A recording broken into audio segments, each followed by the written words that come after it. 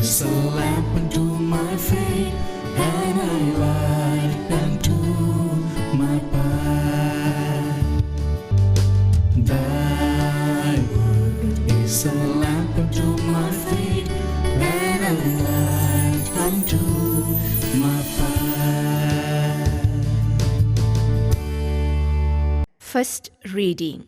A reading from the Acts of the Apostles, chapter 28, verses 16 to 20 and 30 to 31.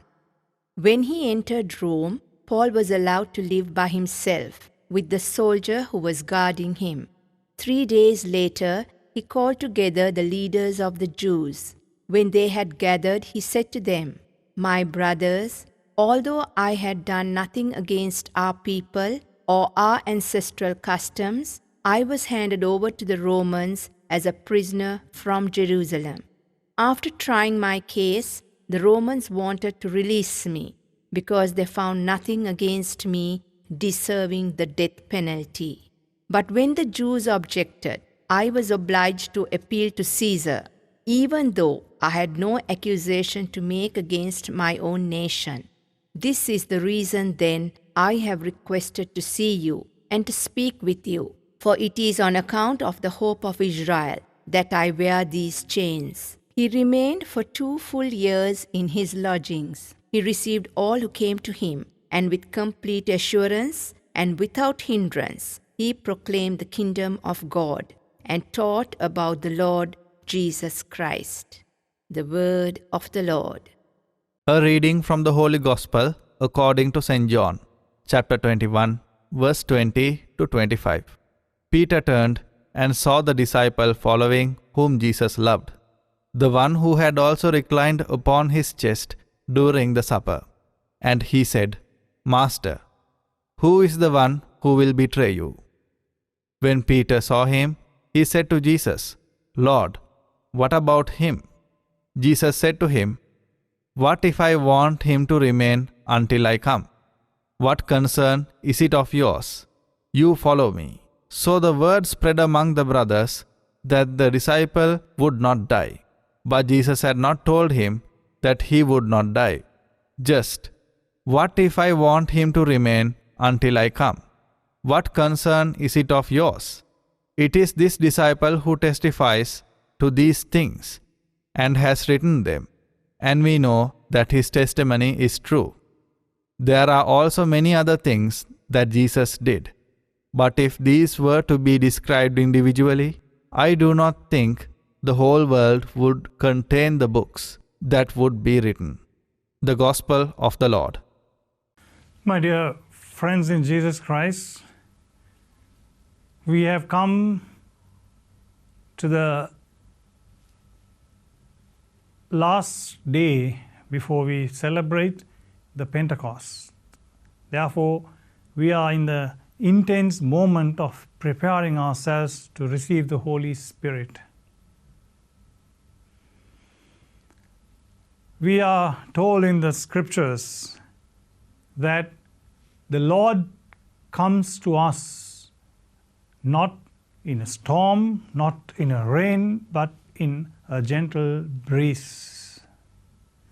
Therefore, the Holy Spirit is coming into our hearts, not perhaps in the moments of loud shouts and cries, or acclamations or praise, but my dear friends, in the silent moment of reflection of our hearts. We need to open up our hearts to the coming of the Holy Spirit.